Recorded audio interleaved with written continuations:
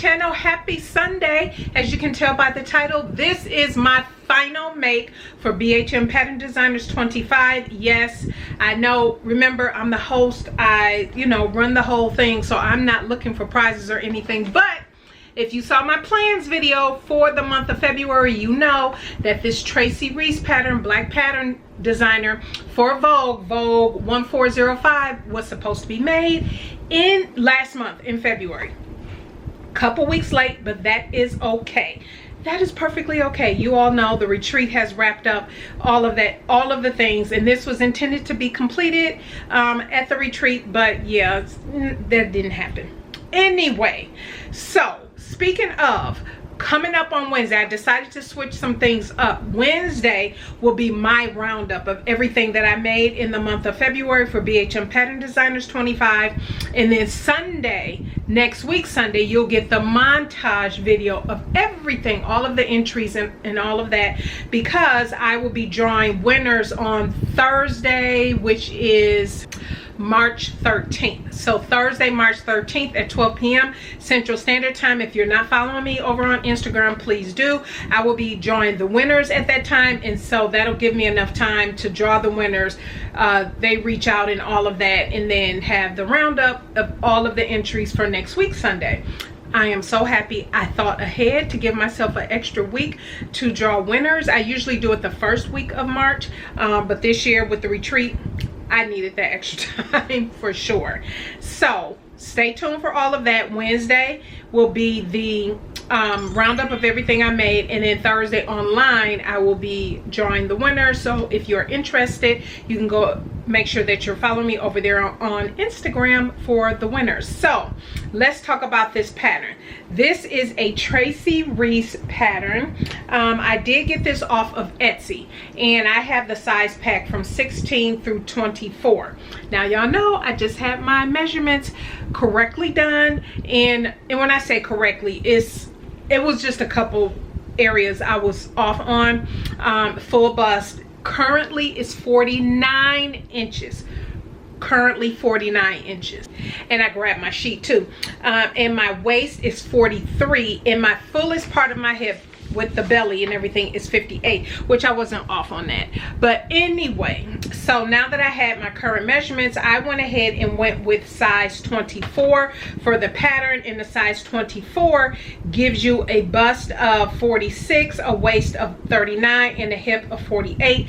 Obviously there is ease in this, and plus this is knit, and so I am happy that I had my current measurements, because initially I was thinking I was going to do a size 22, which I was going off old measurements, and so no, I'm glad that I did. So nothing, it feels like it's pulling or anything like that.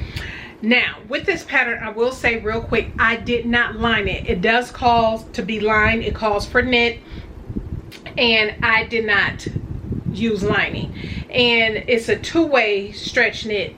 So they call for rayon spandex, cotton spandex, and then your lining can be a stretch mesh, a power net. So I have tricot lining. Initially I was thinking, well, maybe I'll just line the bodice. I'm in Texas. I didn't feel like the skirt and all of that needed to be lined. That's just too much too much down here in Texas. And I figured, okay, I'll just cut out the lining pieces with my tricot lining for the bodice, and decided as I was putting this together, I wasn't lining it, period. Was not going to line it at all. And so what I end up doing was, now if you decide not to line it, I will say, does this say what level? If this is, it says average.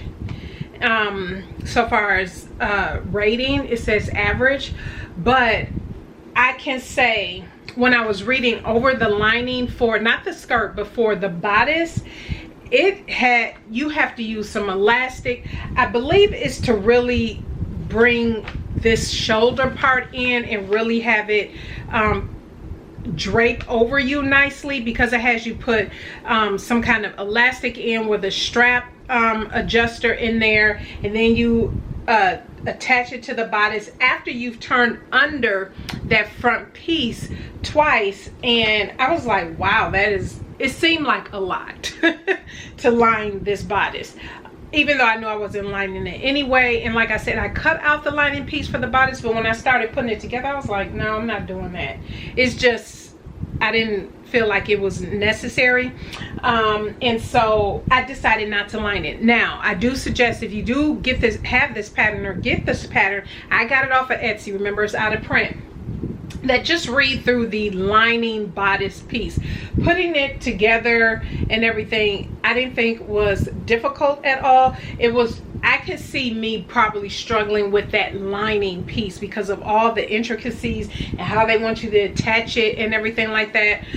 But since I wasn't doing that, I can't really speak to the instructions fully, but just over my glance of that looked to be like it would be some work. But I absolutely love how this dress turned out. I will pop up pictures and video. The sleeves I did shorten.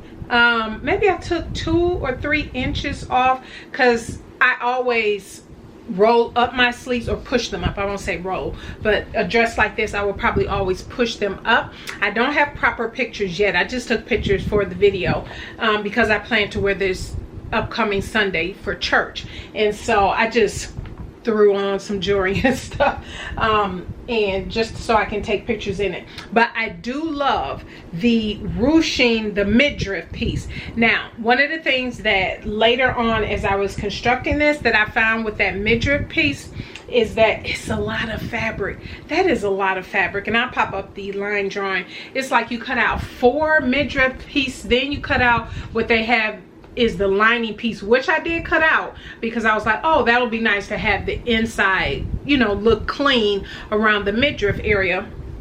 And then of course you have the front, then you have the front bodice and midriff, and then you have the back midriff lining. It was just a lot of fabric, and I felt like, ooh, would this feel hot or look bulky? That's probably more of what I was thinking. Would that look like it's too much going on in the midriff area? And so even though I cut out the lining piece for the midriff area, I did not use it. And I decided that as I was finishing the dress, and the thing with that is, I wish I had thought of that earlier when I was in the construction process, because then I would have serged all of the seams on the inside, because I was thinking, oh, I'll use that lining piece. I did not. So it's certain areas, and I'm going to show you on the inside, that's not finished, and it's just the raw edge of the fabric, which I don't like, but nobody's going to see it but me. I would have preferred, if I was going to leave it like that, was to at least serge those seams as opposed to leaving them raw. So it's a few edges in there that's raw, which, like I said, I'm going to show you, and you'll see in the picture. This was, did I tell you this fabric came from Joann Fabrics? And at the time I went, it was already 60% off. I know they're running 40% off right now, but this was less than that. I absolutely love this fabric. The little peaks of purple that's in it, but that aqua and blue, oh, so pretty, so. And literally all I have is scraps. When I say scraps, this is what I mean. This is all I have is these little scraps, because I got, the pattern calls for a good 3 yards for the size that I cut out. For the lining, you only need 1.5 yards, so you don't need a ton for the lining, but yeah, 3 yards for sure if you're cutting the largest size for this. And the hemming, because of the weight of this fabric, it's a beautiful stretch knit. Let me see if I can get a piece of my fabric here. Scrap. See, it's a nice stretch knit, but hemming that, you will have waves and it might look puckery. So I say this all the time, so you're probably tired of me saying it, but use stay tape, knit stay tape around the bottom first before you hem it, because then it's going to give it a nice lay when you're stitching, and nice body to the bottom. And you'll see in the picture, so when you know, doing your final press of your garment, you know, everything, the stitches and everything is laying nicely. And let me grab that Sew Keys. This is what I use, the Sew Keys knit stay tape.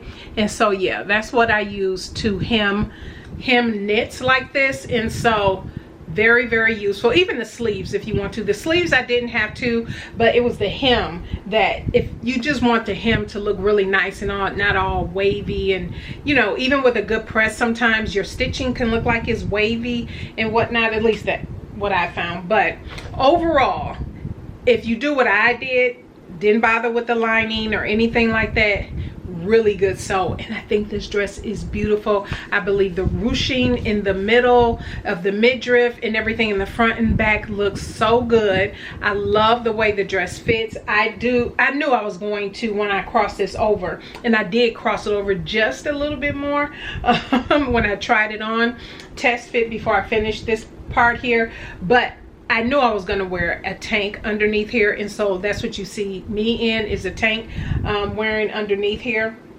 But when I tell you, so good. I love this pattern. I can see this again for sure in definitely in the heavier knit category. I don't know that I would ever sew this again with lining. I think I make this again, I would do it the exact same way I did it this time, and that's without lining it. Although, you know, the construction part of that, like I said, looked a little confusing, but I didn't go through it, so I can't tell you, you know, concretely. But let me show you the inside real quick. Oh, I do want to show the back of the neckline. You do clean that off. It's a really nice finish for that, because you just turn that over and it lays nicely on the neckline, which I do like. I did like that.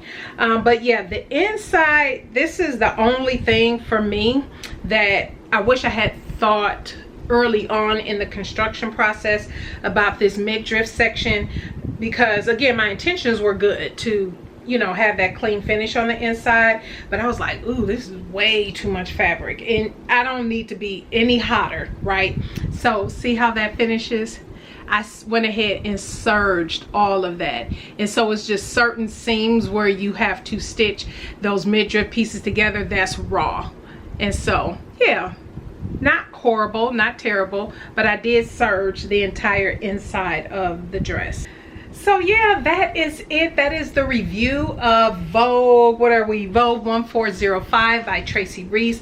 I really do like this pattern, and I can definitely see me making it again, because I really do like that midriff feature and the ruching and everything, and it doesn't feel or look like it's making it more bulky.